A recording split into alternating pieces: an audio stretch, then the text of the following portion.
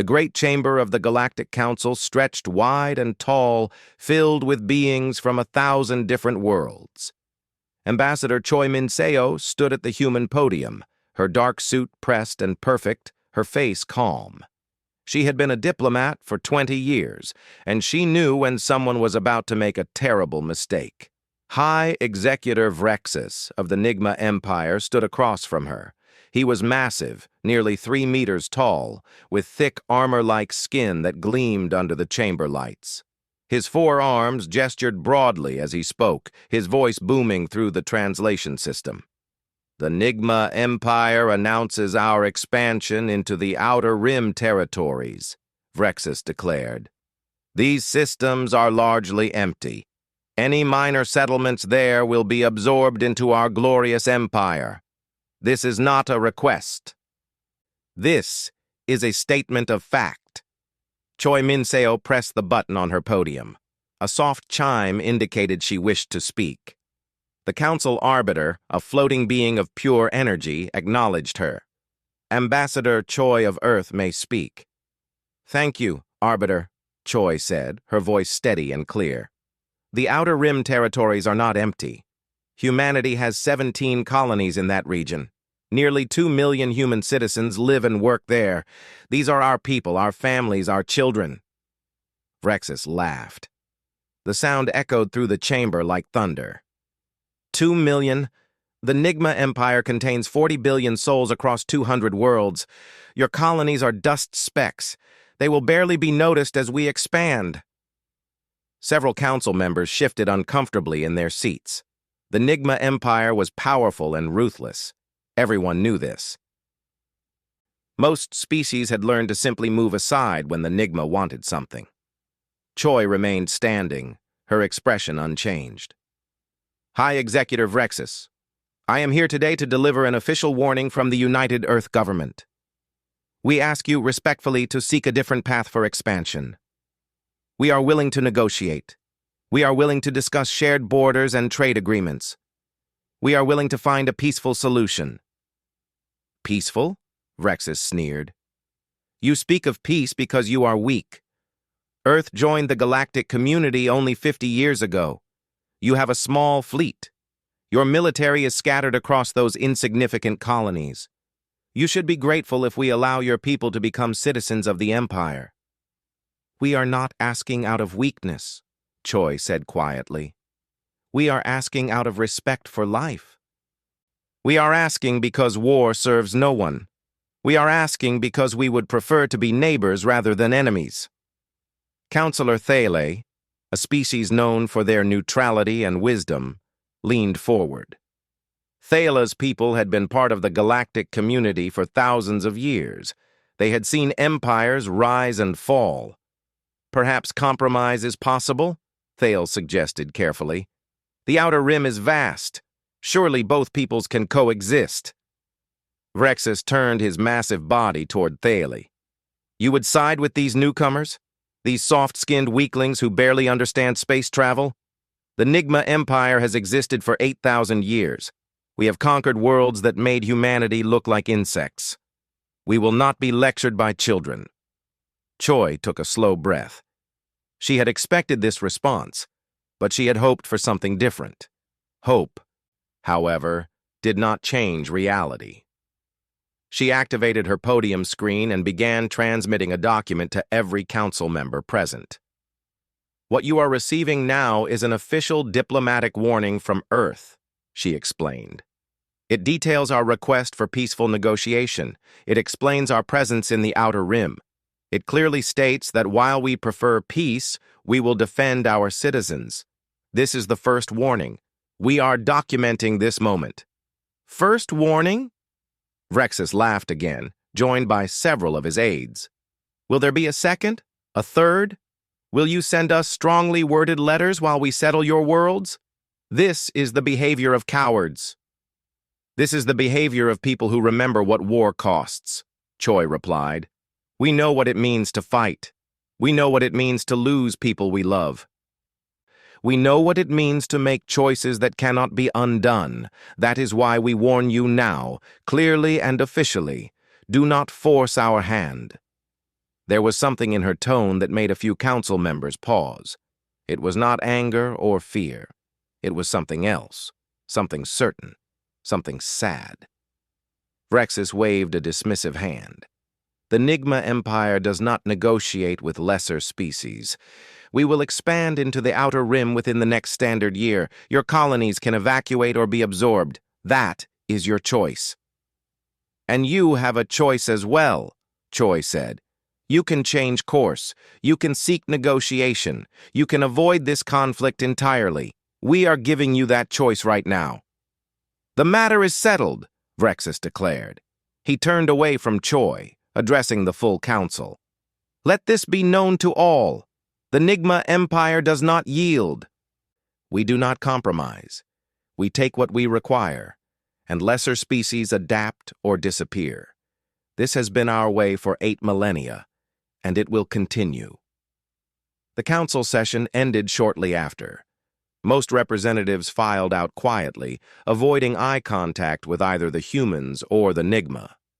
Everyone knew what would happen next. They had seen it before. A smaller species would protest, the Nigma would act, and eventually the smaller species would either flee or submit. It was the way of things. Counselor Thale approached Choi as she gathered her materials. Ambassador, Thale said softly, I fear for your people. The Nigma have never lost a territorial dispute. Their military is vast and experienced. Perhaps evacuation is the wisest choice? Choi looked at Thale with those calm, sad eyes. We gave them a choice, Counselor. We documented it. We made it official. That is what matters. But why? Thale asked. Why go through this formality if you know they will not listen? Because we need them to understand that what comes next is their choice, not ours, Choi said. She picked up her data pad and prepared to leave. We always give a choice. Always. Even when we know the answer. Thale watched the human ambassador walk away and felt a strange chill despite the chamber's comfortable temperature.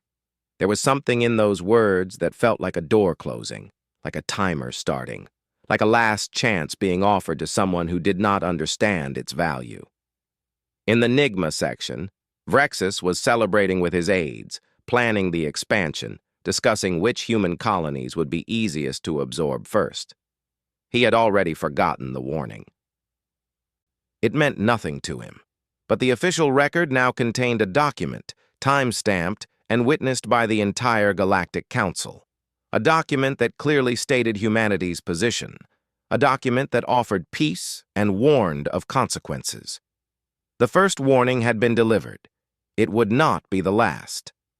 Captain Park Seo-jun stood on the command deck of the defensive station orbiting New Geola, one of humanity's border colonies. Through the view screen, he could see the planet below, green and blue and beautiful. 50,000 people lived down there. Farmers, teachers, engineers, families. They trusted him to keep them safe. 7 years had passed since Ambassador Choi delivered the first warning at the Galactic Council. The Nigma Empire had been slowly moving into the outer rim, testing boundaries, pushing forward. So far, they had not directly attacked any human colony, but the pressure was constant. Lieutenant Han Ji-woo approached with a data pad, her young face tight with frustration. Captain, we have another incident. Nigma patrol vessels entered our security zone near New Busan. They ignored 3 hails and only turned back when we moved interceptors into position. Park nodded slowly. How many times this month? 14, sir, Ji-woo replied. They are testing us, seeing how we respond, seeing if we will back down. And we have not backed down once, Park said. We hold position. We follow protocol. We do not fire first. Permission to speak freely, sir? Ji-woo asked. Always. The crew is getting frustrated. We train constantly. We maintain battle readiness, but we never actually fight. Meanwhile, the Nigma push closer and closer. They are treating us like prey, like something to be worn down and eventually consumed. Park turned from the view screen to look at his lieutenant. She was 26 years old, brilliant, eager. She reminded him of himself at that age. "Do you know why we do not fire first?" he asked. "Yes, sir. Rules of engagement. We are to avoid escalation." "That is the official answer," Park agreed. "But do you understand the real reason?" Jiwoo hesitated. "No, sir. Because when we do fight, we need everyone to know that we had no other choice. We need the record to show that we tried everything else first. We need the other species in the galaxy to see that we warned them, that we gave them chances, that we only acted when forced to do so."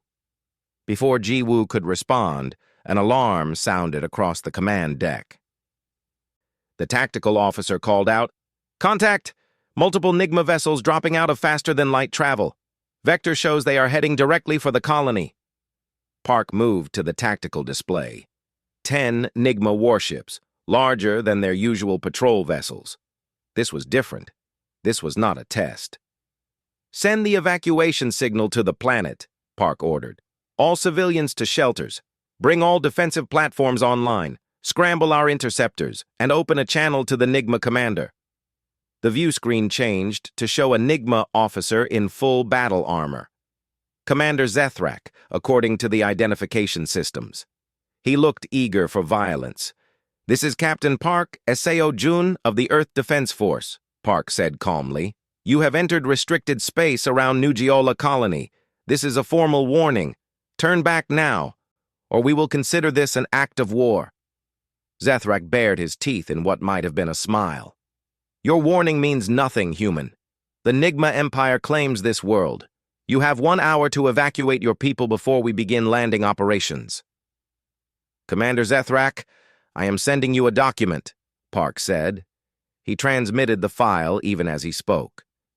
"This contains the first warning delivered by Ambassador Choi 7 years ago.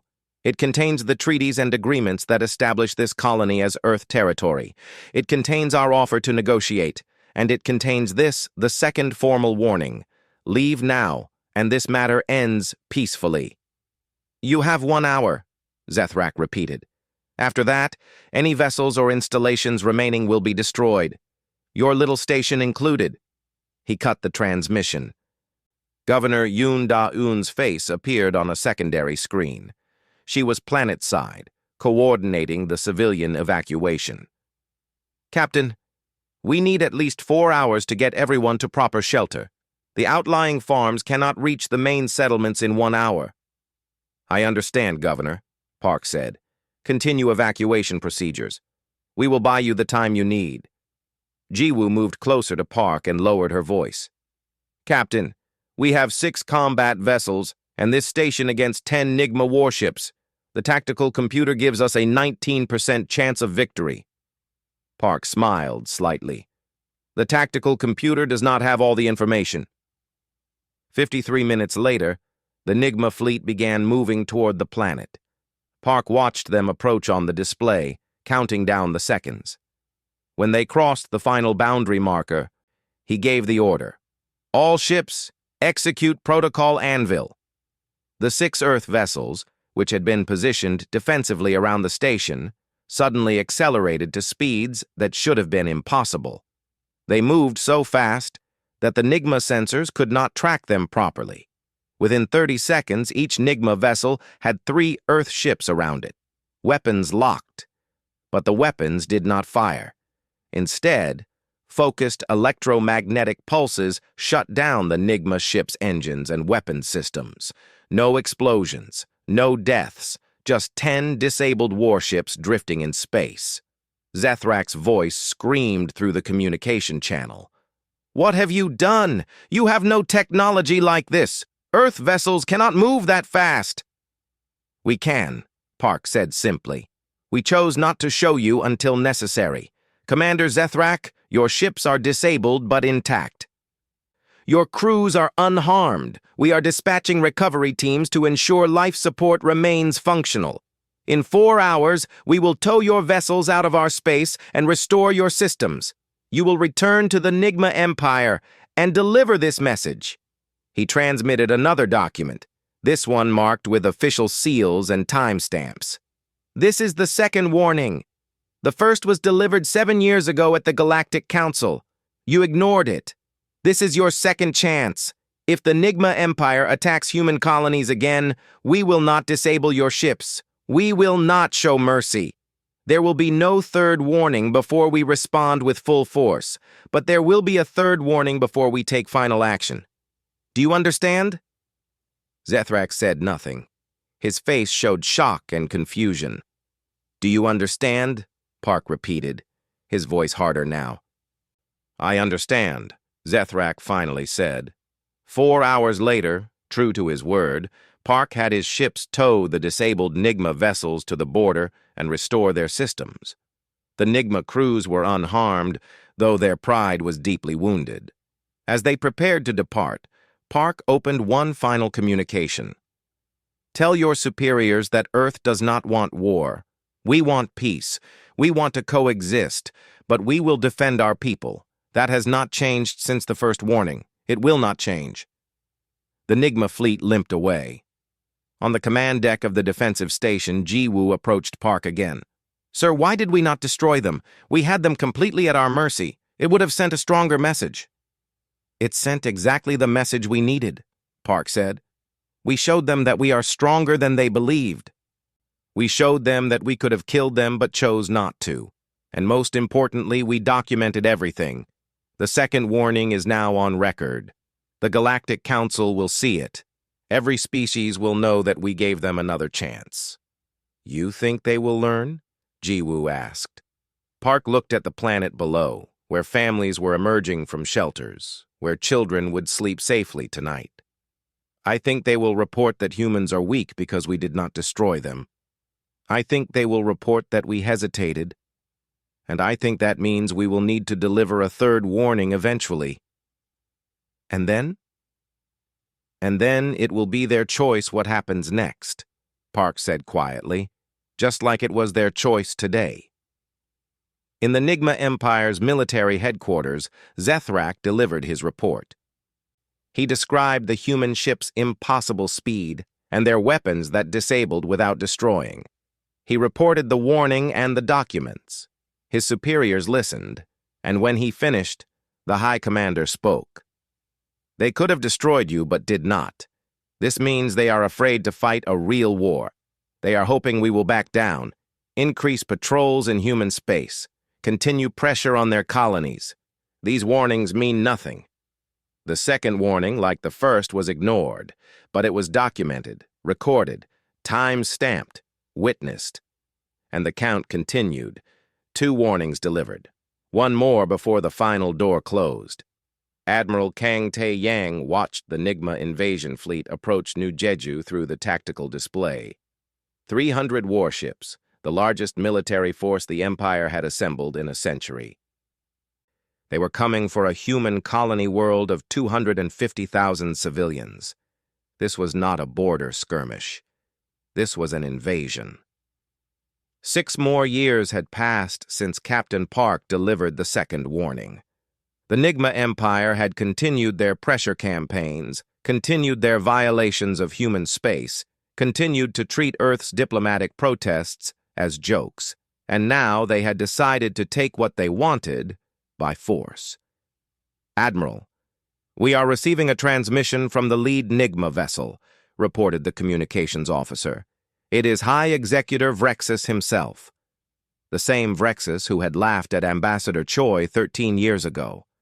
The same Vrexus who had ignored the first warning at the Galactic Council. Now he commanded the invasion fleet personally. Kang authorized the transmission. Vrexus appeared on the main view screen. Older, but still massive and imposing. His 4 arms were spread wide in a gesture of dominance. Admiral Kang, Vrexus began, his voice thick with confidence. I remember when your Ambassador Choi warned us at the Council. I remember when Captain Park disabled Commander Zethrak's fleet. Your people are clever. You have some advanced technology. But you are still small, still weak, still unable to resist an empire that spans 200 worlds. New Jeju will be ours by tomorrow. Your civilians have 6 hours to evacuate. After that, We will take the planet by force if necessary." Kang remained still, his expression neutral. He was 62 years old, a veteran of the Colonial Defense Forces, a man who had spent his entire adult life preparing for this exact moment. Behind him on the bridge stood Dr. Shin Hye-jin, a civilian scientist who had asked to be present. She represented everything they were fighting to protect: peaceful people who wanted to live, learn, and grow without fear. "High Executor Vrexus," Kang said calmly, "I am required by Earth Defense Force protocols to inform you that you are making a grave mistake. This is your third and final warning. Leave this system immediately. If you attack this colony, if you harm even one civilian, Earth will consider it an act of war and will respond with the full force of our military. This is not a bluff. This is not a negotiation. This is your last chance to turn back." Vrexus laughed, just as he had 13 years ago. "Your full force? You have perhaps 200 military vessels scattered across your colonies. I have brought 300 of the finest warships in the galaxy." "Your mathematics are simple, Admiral. You cannot win. Stand aside, and your people may evacuate safely. Resist, and we will break you." "I am transmitting a document to your flagship," Kang said. He sent the file, watching the data counter confirm receipt. "This document contains all 3 warnings delivered by Earth. The first from Ambassador Choi at the Galactic Council, the second from Captain Park at New Geola, and this, the third and final warning. It clearly states our position. It clearly establishes that we have attempted every peaceful option. It clearly warns you of the consequences of this attack." "Consequences?" Vrexus sneered. "You will write angry letters. You will disable a few more of our ships. We have learned from Commander Zethrak's failure. Our ships are hardened against your electromagnetic weapons. You have shown us your tricks, and we have adapted. You have nothing left but hollow warnings." Dr. Shin stepped forward slightly. "High Executor," she said, her voice soft but clear. "I am not military. I am a scientist. I study xenobiology and cultural development. I have spent 10 years researching your empire and others like it. I am asking you, as one sentient being to another, please turn back. Please do not do this. You do not understand what you are about to unleash." Vrexus stared at her for a moment, then laughed again. "A scientist? They send a scientist to threaten me? Admiral, your people truly are cowards. 6 hours. That is all the time you have." He ended the transmission. Kang turned to his tactical officer. "Send the signal. Execute protocol final warning." Across human space, fleets that had been hidden, waiting, preparing for 13 years, began to move. Ships that the Nigma had never seen, vessels with capabilities far beyond what had been demonstrated at New Geola, weapons systems that had never been tested in actual combat.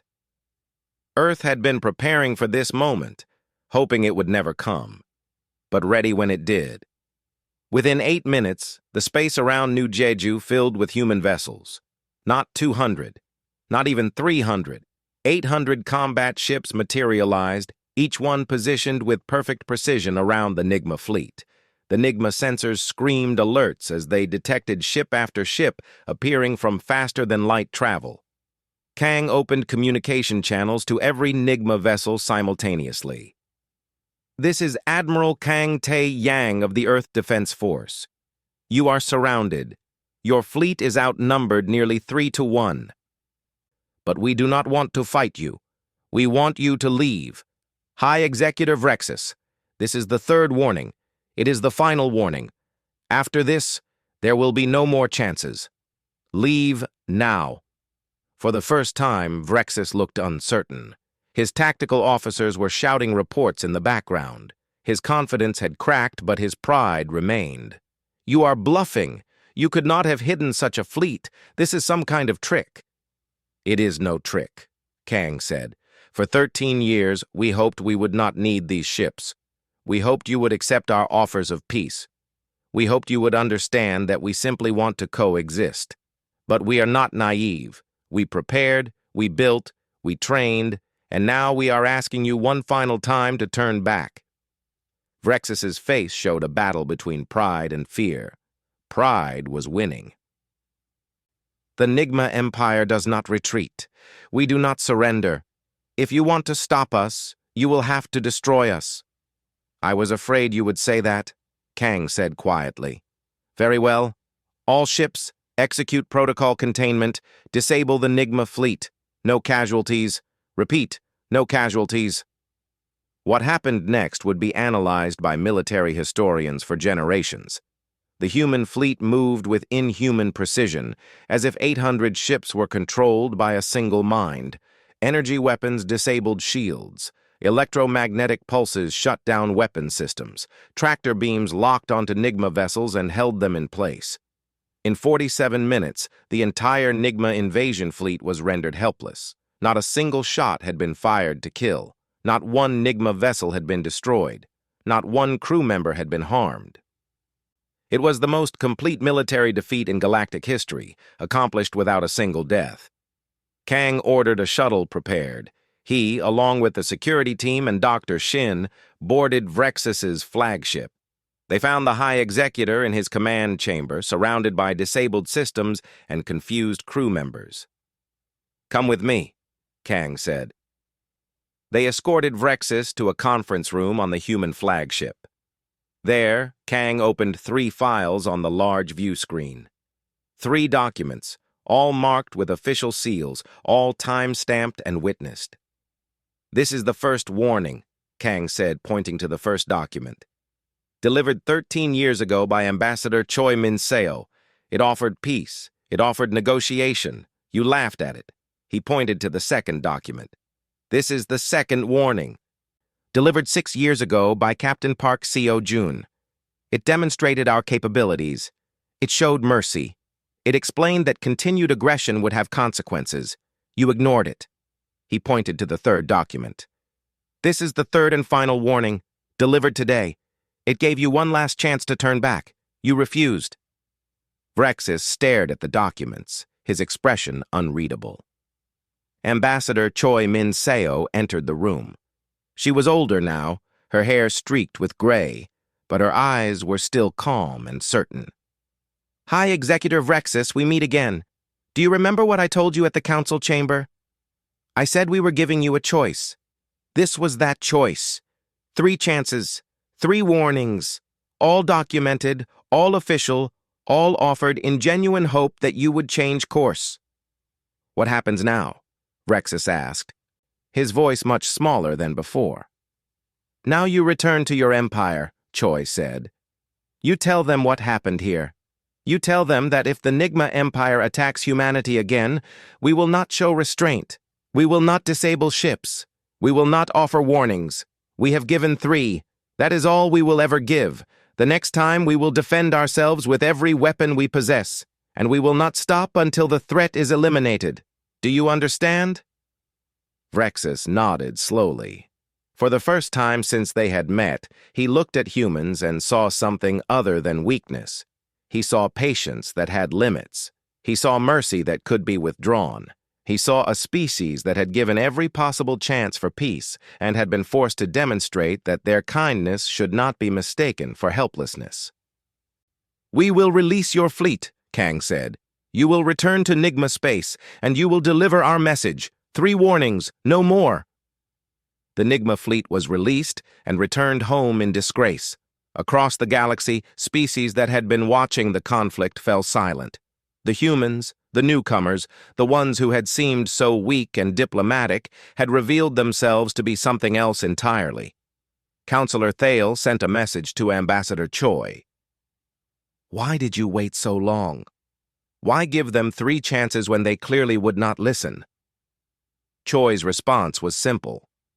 "Because we needed everyone, including ourselves, to know that we did everything possible to avoid war. When the 4th incident comes, and it will come, the galaxy will understand that what we do next is not our choice. It is theirs." Emperor Morgrath sat on his throne of polished black stone, listening to High Executive Vrexus deliver his report. The invasion fleet had been humiliated at New Jeju. 800 human vessels had appeared from nowhere and disabled 300 Nigma warships without firing a single lethal shot. It was unthinkable, impossible, intolerable. "You are telling me," Morgrath said slowly, his voice like grinding metal, "that this species of newcomers, these humans who have been in space for barely 50 years, defeated our finest fleet without destroying a single vessel?" "Yes, Your Majesty," Vrexus replied, his head lowered. "They demonstrated technology far beyond our intelligence estimates. They moved with precision that suggests some kind of enhanced coordination.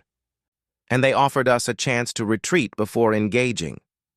"They offered you a chance," Morgrath repeated, "as if they were showing mercy to the Nigma Empire, as if we were children to be corrected rather than warriors to be respected."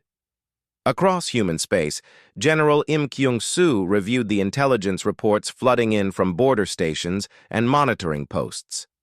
The Nigma Empire was mobilizing. Not just a few fleets this time, everything.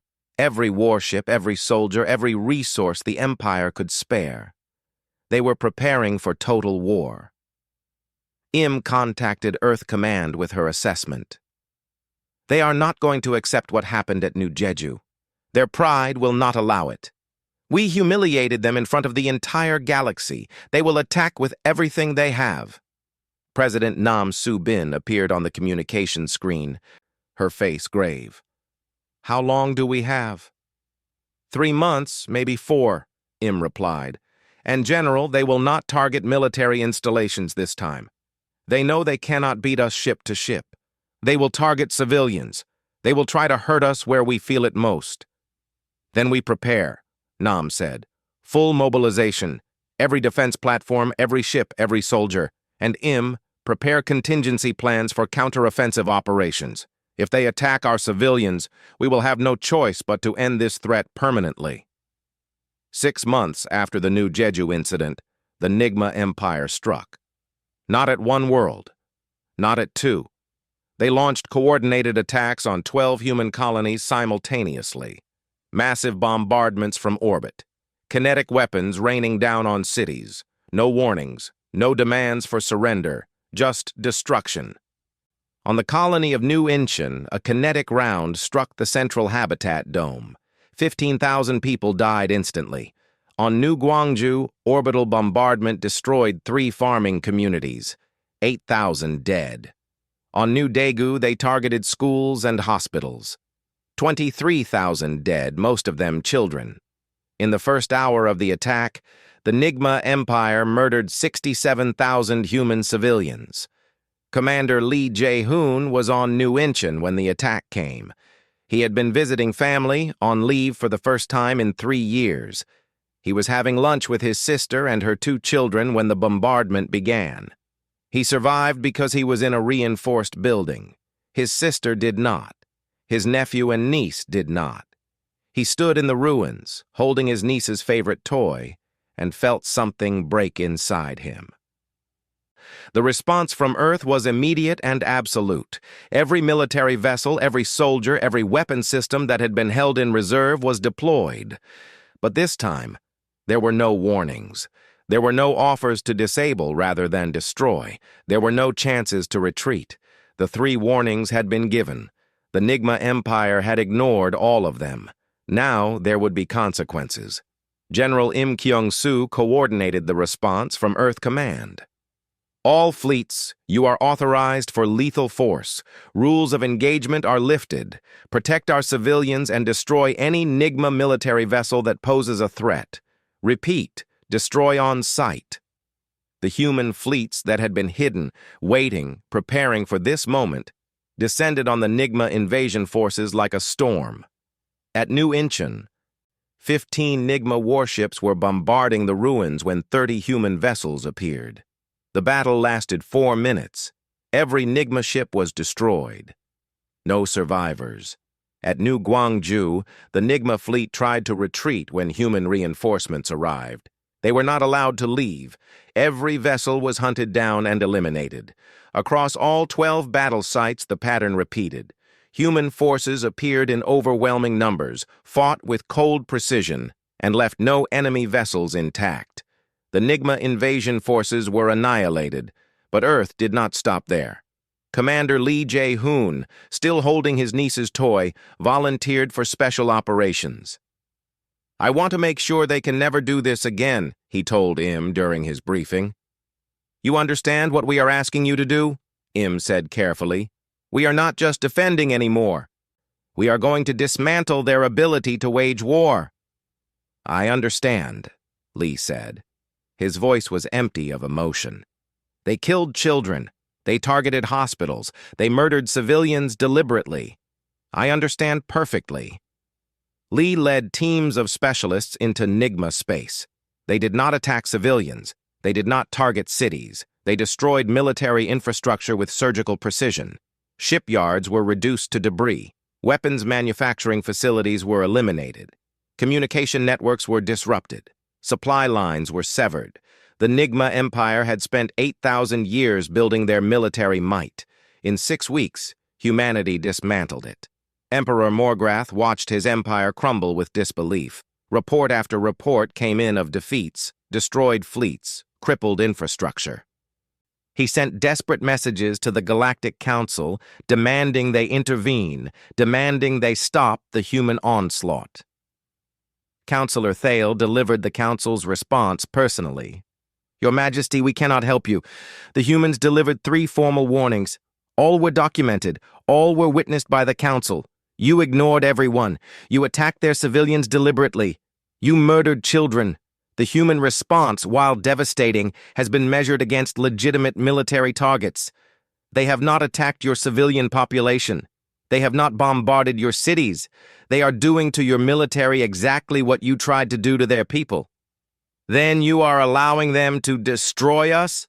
Morgrath demanded. "We are allowing you to face the consequences of your choices," Thale replied.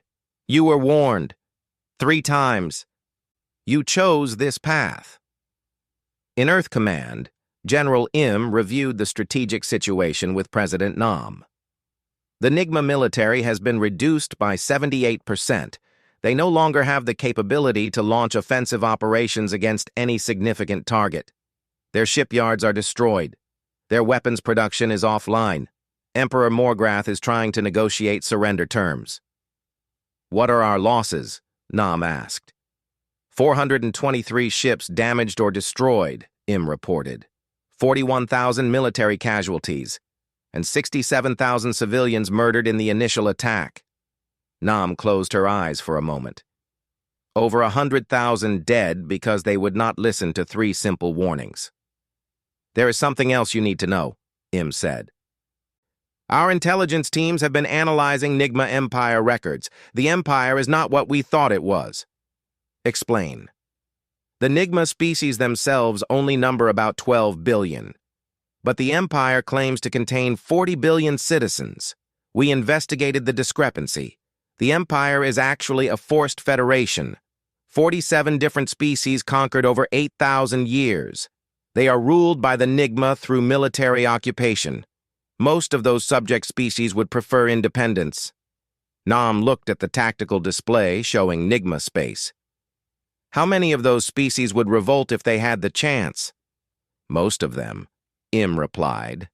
"The Nigma military is what holds the Empire together. Without it, the Empire will collapse." "Then we need to make a choice," Nam said. "We can destroy the Nigma Empire completely, or we can try to build something better from its ruins." "What do you mean?"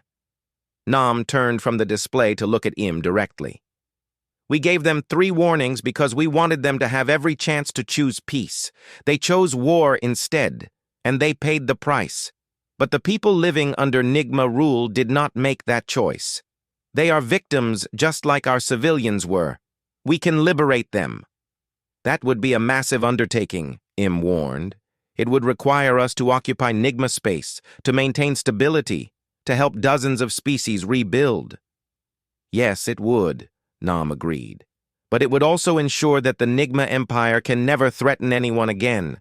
Not because we destroyed them, but because we freed everyone they had enslaved." We do not want to be conquerors, General. We want to make sure this never happens again. Im considered this for a long moment. It would be a better legacy than simply burning their worlds. Contact Commander Lee and all our forces in Nigma space, Nam ordered. New mission parameters. We are not just dismantling their military. We are liberating every species under Nigma occupation. We are ending the Empire, but we are giving its people a chance to build something better. Across Nigma space, human forces began making contact with the subject species. The message was simple. You are free. The Nigma Empire will not rule you anymore. We will help you establish your own governments, your own defense forces, your own future. All we ask is that you do not repeat the mistakes the Nigma made. Do not conquer others. Do not ignore warnings. Learn from this. Emperor Morgrath, watching his empire dissolve around him, finally understood what Ambassador Choi had tried to tell him 13 years ago. Humanity had given him a choice. 3 chances to choose peace. He had chosen war instead. Now he would face the consequences of that choice. The Galactic Council chamber was silent as President Nam Subin of Earth stood at the human podium. It had been 6 months since the war began. 6 months since the Nigma Empire made its fatal mistake. Now the galaxy waited to hear what humanity had done in those 6 months and what would happen next. Ambassador Choi Min-seo stood beside Nam, older now, tired from years of diplomatic struggle. Counselor Thale watched from the neutral observer section, along with representatives from every major species in known space. Everyone wanted to understand what had happened to the Nigma Empire. Members of the Council, Nam began, her voice clear and steady. I stand before you today to report that the Nigma Empire no longer exists. A murmur ran through the chamber. Several council members shifted in their seats. The Nigma Empire had existed for 8,000 years. It had been one of the galaxy's major powers. And now, a species that had been spacefaring for only 63 years was announcing its end. I want to be very clear about what that means, Nam continued. 6 months ago, the Nigma Empire launched coordinated attacks on 12 human colony worlds. They deliberately targeted civilian populations. They bombed cities, schools, and hospitals. They murdered 67,000 civilians, including thousands of children. They did this after receiving 3 formal warnings, all documented and witnessed by this council. They chose war. They chose cruelty. They chose to ignore every opportunity for peace. Nam activated the chamber's main display. Images appeared showing the attacks on human colonies, the destruction, the casualties. Several council members looked away. Earth's response was swift and total. We mobilized our full military capability. We destroyed every Nigma fleet that had attacked our civilians. We eliminated their ability to wage offensive war. In 6 weeks, we reduced the Nigma military by nearly 80%. We could have gone further. We could have done to their civilians what they did to ours. But we did not. The display changed to show something unexpected. Human ships orbiting worlds throughout former Nigma space, but not attacking. Instead, they were providing security, delivering supplies, establishing communication networks. During our operations, our intelligence teams discovered something important, Nam explained. The Nigma Empire was not a unified civilization. It was a forced federation of 47 conquered species, held together by military occupation. The Nigma species themselves represented less than 30% of the Empire's population. The rest were subjects, slaves, conquered peoples who had no choice in the Empire's actions. On the display, representatives from dozens of different species appeared, speaking in their own languages with translations provided. We are the Kelthran people. For 3,000 years we were conquered subjects of the Nigma. Now we are free. We are the Vosh. 2,000 years of occupation has ended. We can finally govern ourselves. We are the Drazen. Our children will grow up free because humans gave us that chance. Nam let the testimonials play for several minutes before continuing. We realized that destroying the Nigma Empire's military capability was not enough. We needed to ensure that this could never happen again. So we did something that some of you may find controversial. We liberated every species under Nigma rule. We helped them establish their own governments. We provided security while they organized defense forces. We gave them a choice about their future. Former High Executive Rexus appeared on the display, but he looked different now. He was not in military uniform. He wore simple civilian clothing and stood in what appeared to be a courtroom.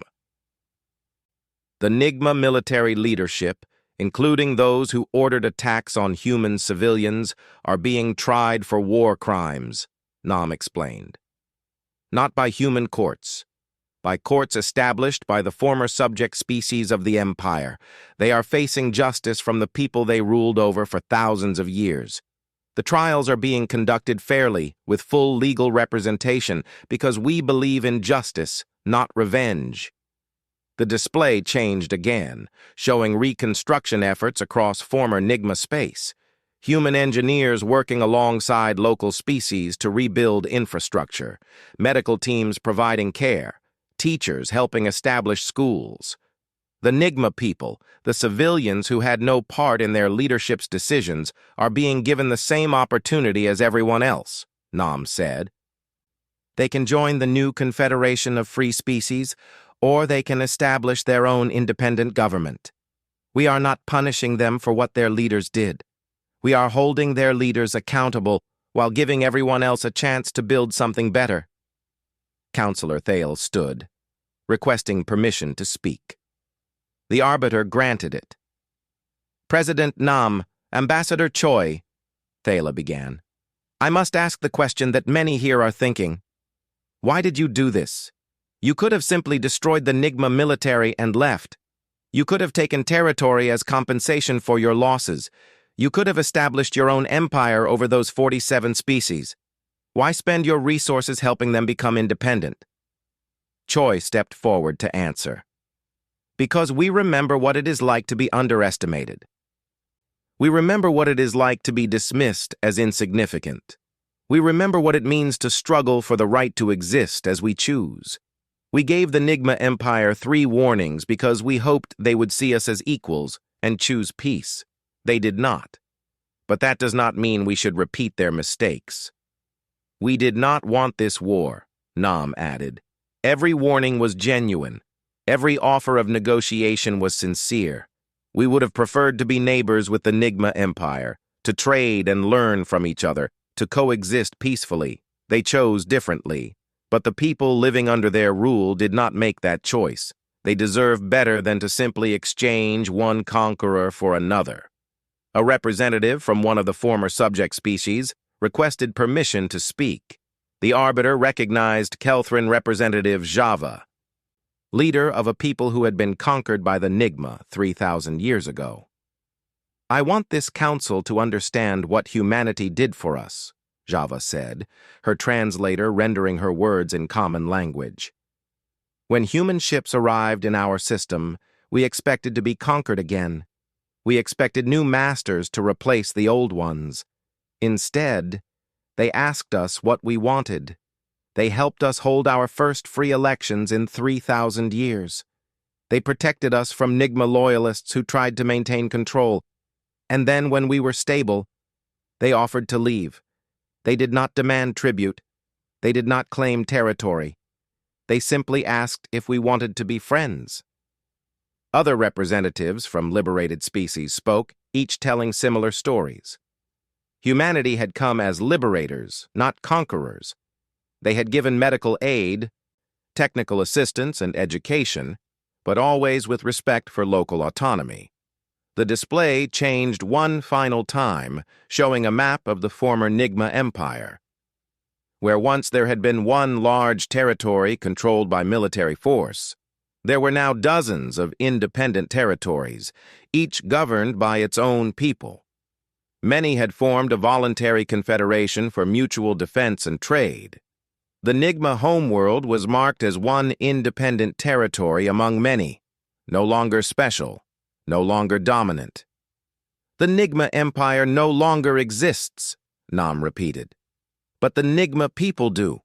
They exist as one species among many, with the opportunity to build a better future. We have left military advisors to help train local defense forces. We have left medical teams to help with public health. We have left teachers to help with education. But we are not rulers. We are guests, invited to help, and we will leave when asked. Commander Lee Jae-hoon appeared on the display, speaking from one of the liberated worlds. He stood in front of a rebuilt school, children of multiple species playing behind him. I lost my sister and her children in the Nigma attack on New Incheon, Lee said. His voice was still heavy with grief. I wanted revenge. I wanted the Nigma to hurt the way I hurt, but President Nam reminded me that revenge does not bring back the dead. It only creates more dead. So instead of destroying, we built. Instead of killing, we freed. My sister wanted her children to grow up in a peaceful galaxy. I could not save her children, but I can help build that peaceful galaxy for others. Nam concluded her address to the council. Earth has learned a painful lesson. We learned that warnings do not always work. We learned that some people will choose violence no matter what alternatives are offered. We learned that sometimes, despite our best efforts, war cannot be avoided. But we also learned that even in war, we can choose what kind of future we want to build. We chose to build a future where species are free, where empires cannot conquer others without consequence, where warnings are taken seriously because everyone knows what happens when they are ignored. She looked directly at the assembled council members. The Nigma Empire received 3 warnings. They ignored all of them. They attacked our civilians, murdered our children, and forced us to respond with overwhelming force. But we responded in a way that we hope will prevent future wars, not create them. We did not become conquerors. We became liberators, and we did this because we believe that the galaxy can be better than it has been. We believe that cooperation is stronger than domination. We believe that giving people freedom is more powerful than taking it away. The council chamber remained silent for a long moment after Nam finished speaking. Then Councillor Thale stood again.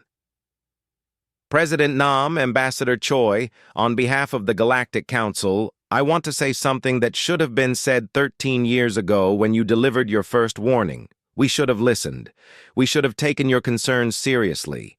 We should have helped negotiate a peaceful solution instead of allowing the Nigma Empire to continue their aggressive expansion. We failed you, and that failure cost 67,000 human lives. It also cost 423 human military vessels and 41,000 soldiers, Choi replied quietly. And it cost the Nigma Empire its existence as a political entity. Everyone paid a price because warnings were ignored. Will Earth accept a formal apology from the Council? Thala asked.